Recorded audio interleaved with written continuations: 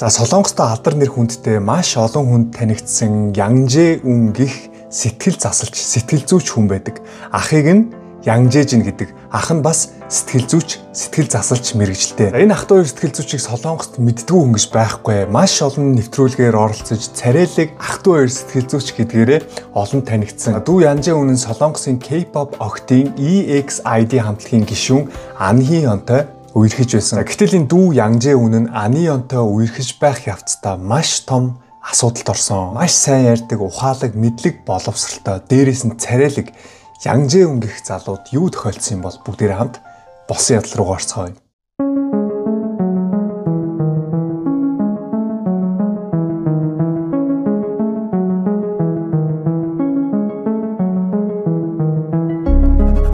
За 1982 оны 6 сарын 1-нд төрсөн, хүүхдийн баяраар төрсөн сэтгцийн эмч Янжээ Үн Солонгостой өөрийн хөтэлдэг YouTube сувгаараа дамжуулж олон танигдсан.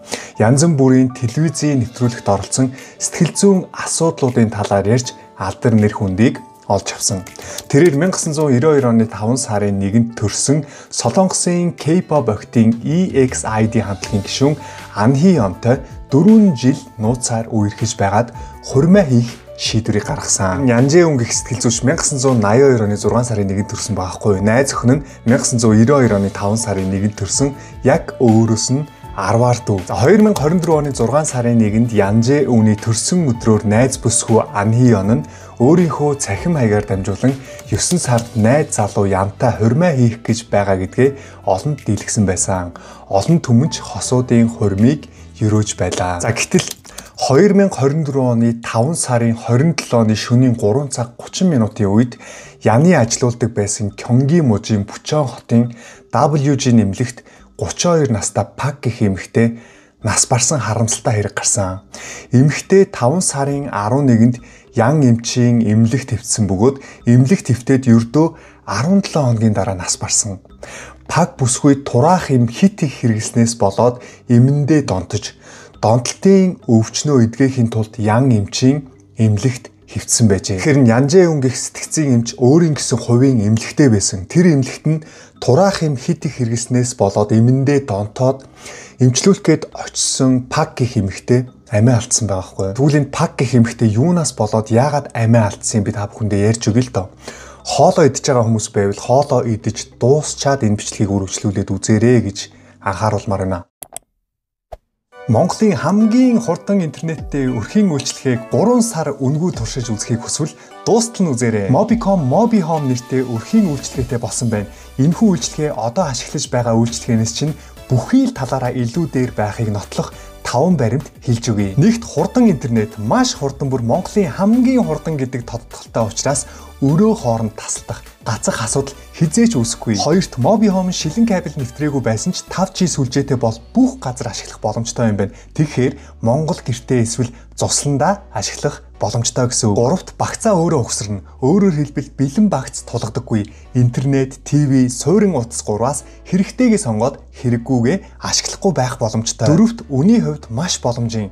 Та хэрвээ ТV үздэггүй бол контент багц сонгоод интернетийн хувьд дата хязгааргүй 60 Mbps хурдтай багцыг сонгож өөрийн өрхийн үйлчлэгээний багцыг бүтээх боломжтой. Та сард ердөө 37 мянган төгрөг төлнө. Өөрийн өрхийн хэрэглээ хэд болохыг Customer.cig Mobinet.cig-ийн сайтаар ороод тооцоолж үзээрэй. Тавт зөвхөн ТV, интернет гэлтгүй тун утгагүй смарт хоум шийдлүүд нэмэгдэх юм байна. Энэ нь юу гэсэн үг вэ гэхээр та гэрийнхээ зурагт хаалга, гэрэл, камер зэрэг бүхнийг өөрийн утаснаас удирдах боломжтой болно гэсэн үг. Дассан гэж төвчлгүй илүү дээр сонголтыг хийхийг хүсвэл 2288 дугаарт залгаж захиалгаа өгөөрэй.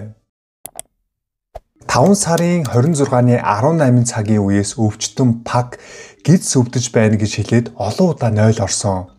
19 цагийн үед 0 орж яваад эмнэлгийн зааланд өтгөнөө дусааж орхисон байгаа.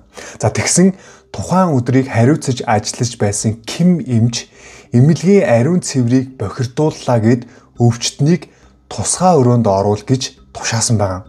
За өвчтөн тусгай өрөөнд түгжигдээд гидс нь өвдсөөр байсан учраас хаалга тогшиж, бариулыг нь эргүүлж, чанга дугаар совилогч нарыг дуудаж байсан. Гидсэн өвдөд байн 0 орж исэн хүнийг тусгай өрөөнд аваачаад хорчхоор бүр л гидсэн өвднөстэй 0 орж чадахгүй юм чинь. За тэгээ гарах гад хаалгыг нь тогшоод ойрлоод бүр нилээн юм болсон юм шиг байна. Гэтэл 27 руу шилжих шөнө 12 цаг 30 минутад Ким эмч өвчтний гар хөлийг нь хүлэх тушаалыг өгсөн. Шалтгаан нь өөрийн хий хоосон бодлоос болж өөртөө эсвэл өрөөлд хохирол учруулах магадaltaй өвчтнийг тайвшруулах юм тарьж гар хөлийг нь хүлэх дүрмтэй байдгийн байна. Үүнээс хойш цаг 30 минут өнгөрсний дараа 2 цаг орчмын үед совилогч нь орж ирээд паг эмэгтэй гар хөлийнх нь хүлээсийг нь тайлаад гараа авцсан байгаа. Үүнээс хойш цаг 30 минутын дараа 3 цаг 30 минутын үед совилогч орж ирээд харсан өвчтний зүрх нь зогссон байсан. За тэгээд CPR хийсэн боловч өвчтөн ухаан ороогүй. Шөнийн 4 цагийн үед 119 тусламжийнхан ирж өвчтнийг сэхэн амьдруулах тасаг руу шилжүүлсэн боловч нэгэнд амьсгал хураасан байсан. Өвчтний амь насаа алдсан шалтгааныг нь оншилсан Касон Чампэсэг буюу гидсний төгжрөл гэсэн хариу гарсан байгаа. Тэгэхээр энэ имлэг бүр дэндүү хариуцлахгүй ажилласан байгаа. Та бүхэн бодоод үзтээ. Өвчтөн нь гидс өвдөд ингэж байн 0 орж байгаад коридорт нэг жоохон өтгнөө тусаацсан чинь чи имлэг муухай олголоо гэд тусгай өрөөнд авчи хорчиж байгаа.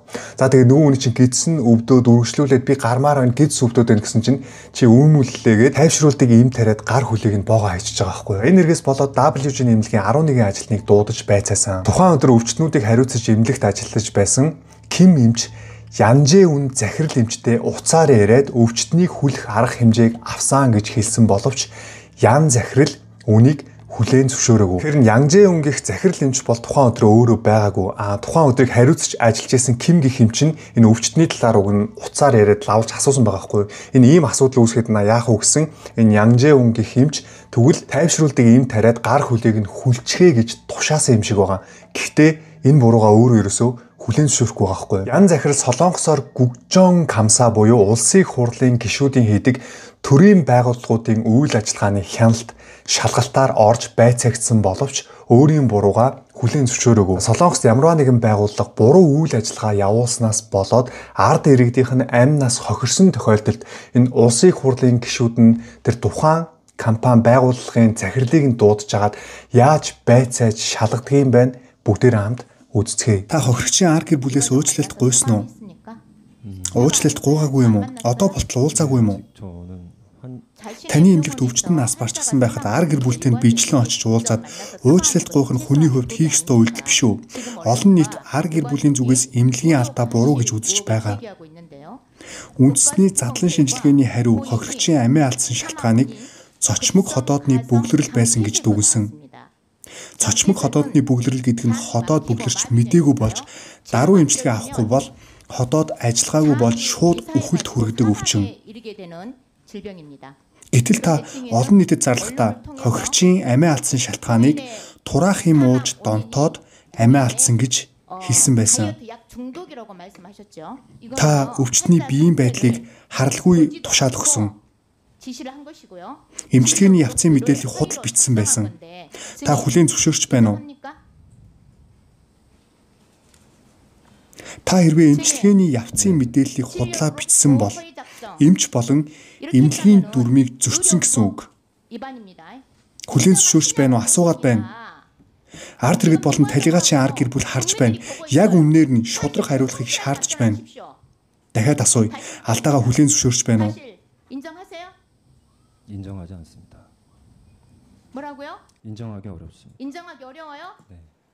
За талигач Пак гэх эмэгтэй ар гэр бүл нэмлэгийн үүдэнд 2 сарын турш тайлбарт тавьж уучлалт гуйхыг шаардан жагссан. Гэвч Янжээ үний тал хуулийн төлөөлөгчөөр дамжуулнаа гэх зэргээр хандаж хохирогчийн ар гэр бүлтэй шууд уулзахаас татгалзсан байна. За энэхүү мэдээ олон нийтэд цацагдаад эхэлсэн. Захирал Ян нь 7 сарын 29-нд урдаа барьдаг агентлагаараа дамжуулан уучлалын мэдэгдэл гаргасан байна. Гисэн хэдий ч ар гэрийнхэн зөвхөн хэвлэлээр шууган дэгдсэний дараа л мэдэгдэл гаргалаа. Энэ бол чин сэтгэлийн уучлал биш, харин хэвлэл зориулсан жүжиг гэж мэдэгдэн түүний уучлалыг хүлээж аваагүй. Үүний дараа хохирогчийн ар гэр бүл захирал Ян болон эмнэлгийн 6 ажилтныг үхэлд хүргэсэн хайхрамжгүй байдал болон мэрэгжлийн алдаанаас үүдэлтэй үхэл гэсэн зүйл ангиар цагдаад өгч мөн хүний эрхийн үндэсний комист өргөдөл гаргасан. 2024 оны 8 сарын 21-нд Талигачийн гэр бүл YouTube-д бичлэг тавьж охиныхоо нэрийг нийтэд ил болгож 32 настай эрүүл саруул охиноо эмнэлгийн хорих буруу эмчилгээ зохисгүй эмийн хэрэглээнээс болж алдлаа хэмээн хатуухан шийтгэл оноохыг шаардсан байна. Тэгвэл энэ ян гих захирлыг Солонгосын ард иргэд яагаад ингэтлээ үзэн ядаад байгаа юм бэ гэхээр хамгийн нэгдүгээрт хохирогчийн арга гэр бүлээс чин сэтгэлээсээ уучлалт гуйгаагүй. Энэ хэрэг нь бөөн сенсац болоод хэвлэл мэдээллээр яриад эхэлсэн худлаа өөрийнхөө тэр агентлагээр дамжуулж уучлалт гуйж байгаа байхгүй. Хоёрдугаарт гэх юм бол ерөөсөө өөрийнхөө бурууг хүлээн зөвшөөрөхгүй байгаа. За гуравт энэ бол бүр маш олон хүмүүсийн уур бухимдлыг хүргэсэн. Ян захирлын эмнэлэгт нь эмч совилогч нарын хариуцлагагүй үйлдэлээс болоод хүн үхчихэд байхад 4 хоногийн дараа найз охин хааны буюу Анхи Ёнтой гэрлэхээ олон нийтэд зарлсан нь Солонгосын ард иргэд энэ хүнийг үзэн ядахад хүргэсэн. 24 оны 5 сарын 27-нд эмнэлгийнх нь хариуцлагагүй байдлаас болоод эмнэлэгт нь хүн амиа алдчихад байхад 24 оны 6 сарын 1-нд найз охинтойгоо бид хоёр 9 сард хурмаа хийнэ гэрлэнэ гэд олон нийтэд зарлаад явж исэн байгаа байхгүй. Үүнээс болоод найз охин Хааныгийн Instagram-д хүртэл найз залуу Янжээ үнийг шүүмжилсэн гэрлэлтээс татгалзахыг хүссэн утгатай сэтгэлдлүүдийг ард иргэд нь бичсээр байсан. Янжээ үний ах эмч Янжээ Жинч энэ хэрэгт холбогдож олон нийтийн дарамтаас болж SNS-ээ хааж тогтмол оролцдог байсан одтой шинэ нэвтрүүлгийн зөвлөгөөний булангаас гарах болсон. Асуудал улам хүндэрч найз бүсгүй Хааны ч мөн оролцож байсан бүх нэвтрүүлгүүдээсээ гарсан. Эцэст нь 9 сарын 3-нд гэрлэлтээ хугацаагүй хойшлуулсан байгаа. Солонгос үнэхээр алдар нэр хүндтэй байсан хоёр эмчийн карьерын зүгээр шууд навс унж байгаа байхгүй юу. Ах нь ч оролцдог байсан бүх нэвтрүүлгээсээ гараад, найз охин нь ч гэсэн оролцдог байсан бүх нэвтрүүлгээсээ гараад тэгээд ерөөсөө одоо ингээд бүгдээр таг шиг байхгүй болчихж байгаа. Мэдгүй яг энэ болсон явдлыг үзэж байгаа зарим нэг үзэгчд маань бодож иж магадгүй л дээ. Юун сүртэй тэгэл энэ алдаа гаргасан хүнд нь л хариуцлага тооцсон үз.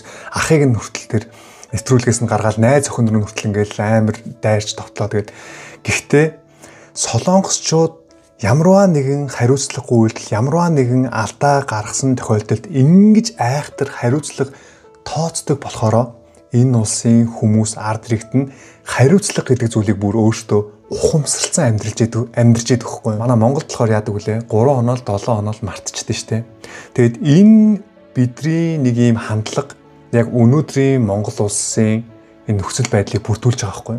Тэгэхээр би монголчуудыгаа ямарваа нэгэн шаардлага тавихтаа, ямарваа нэгэн асуудлын хойноос явахдаа бүр эцсийн хүртэл явдаг байгаасаа гэж бүр уриалмаар байна. Ялангуяа залуучууд зөв зүйл дээр дуугарч эцсийн хүртэл шаардлага тавьж явахгүй бол энэ улс хизээж өөрчлөгдөхгүй. Яг энэ хэвээрээ явсаар л байх бол 2024 оны 9 сарын 19-нд тэрээр Хангиорэ сонинд ярилцлага өгөхдөө манай эмнэлэгт эмчилгээ хийлгэж байсан өвчтөн нас барсан. Үнэхээр харамсалтай хэрэг болсон.